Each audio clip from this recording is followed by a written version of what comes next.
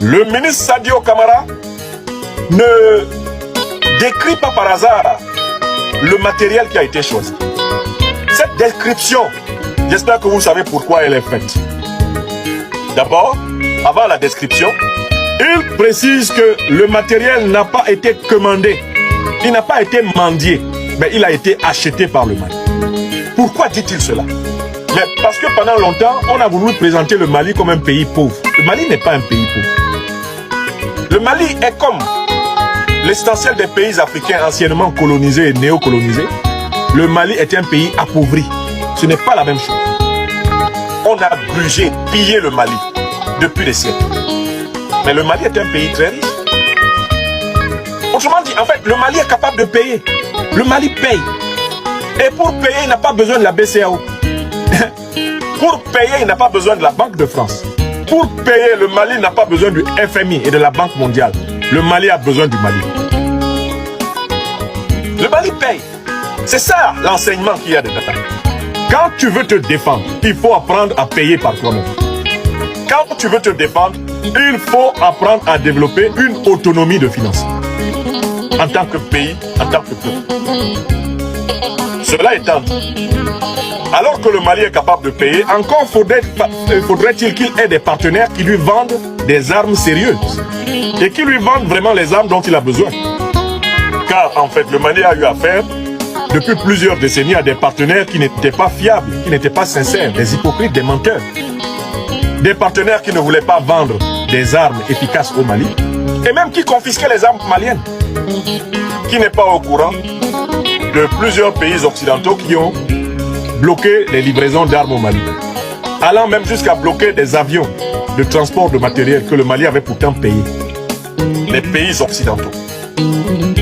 Alors, 10e grande idée, le ministre malien de la Défense procède à une description précise du matériel qui est donné. Alors pourquoi cette précision?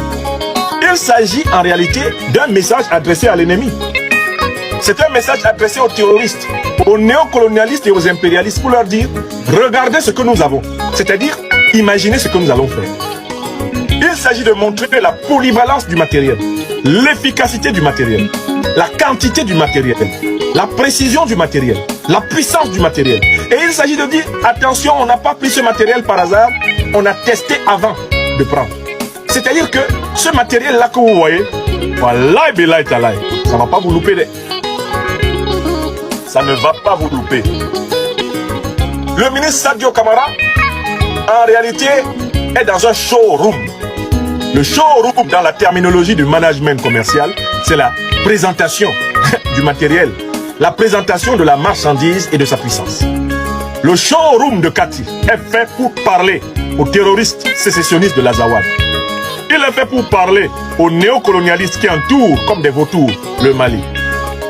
Il est fait pour parler aux impérialistes qui menacent le Mali et à leurs sous-fifres, tous les vassaux de la France-Afrique sous-régionale. C'est une démonstration qui les concerne. Showroom. Show en anglais, ça veut dire montrer. Room, la chambre, la pièce dans laquelle on montre. La place d'armes de Kati a été transformée en un showroom. Showroom de l'armée malienne. Pour dire, venez voir. Venez voir. Ne vous étonnez pas après. Venez voir. Oh. On a Kamsiam. On a Tehna. Venez voir. Venez voir. Angata, allons-y, allons voir. Venez voir ce que nous avons. Et vous allez savoir ce que nous pouvons. Le showroom. Le showroom. Ouais. Le matériel, les 4x4 tout-terrain, les chars que le Mali a acquis en 2-3 ans, c'est de la propagande. Il faut aller à Bamako. Mais il fallait demander à avoir une délégation pour aller à Bamako. Les photos là, c'est pas du Photoshop. C'est pas du montage. Ceux qui étaient à Kati là, ils ont vu ce que nous voyons. Et puis, il y a des caméras qui filmaient en direct sur les réseaux sociaux. Donc, en fait, le colonel Sadio Camara prend le temps de décrire l'armement parce qu'il est en train de s'adresser aux terroristes. Voyez ce qu'on va vous faire. Il s'adresse aux néocolonialistes. Attention, le Mali faible, c'est fini. On n'est plus Un Mali dont vous pouviez faire une bouchée. Un Mali dont l'armée française pouvait désarmer l'armée tranquillement. Oui, les Assimi Goïta, colonel des forces spéciales, ont vécu ça.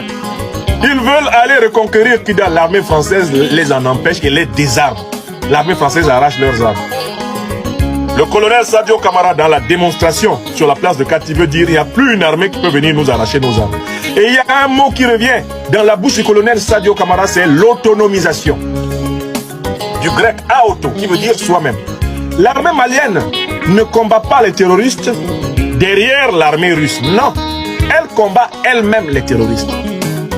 Les alliés russes, chinois ou quelconques, tous ces alliés-là sont aux côtés de l'armée malienne. L'armée malienne est la maîtresse du terrain malien. Elle est la maîtresse du terrain malien et elle le démontre. C'est elle qui mène ses opérations. C'est elle qui commande au Mali. La maîtresse du terrain malien, ce sont les femmes. C'est pas quelqu'un d'autre. Et le colonel Sadio Kamara a martelé cette idée plusieurs fois dans son discours. C'est nous, les patrons ici. Le Mali est gouverné par les Maliens. L'armée malienne est la force principale du territoire. La MINUSMA même est maintenant calme. Aucun vecteur terrestre ni aérien de la MINUSMA ne peut bouger si l'armée malienne ne l'a pas autorisé. Le gouvernement malien ne l'a pas autorisé. Aucun. Les patrons, c'est nous. Les patrons du ciel malien sont les FAMA. Ils l'ont démontré récemment sur Kidal. Et les gens ont commencé à chialer. Alors que c'est rien encore. Ils arrivent. Par air, par terre, ils arrivent. Tout le nord du Mali, ils arrivent. Quand vous regardez ce matériel-là, vous savez très bien qu'il va servir à la reconquête totale du territoire malien. Il n'y a aucun doute.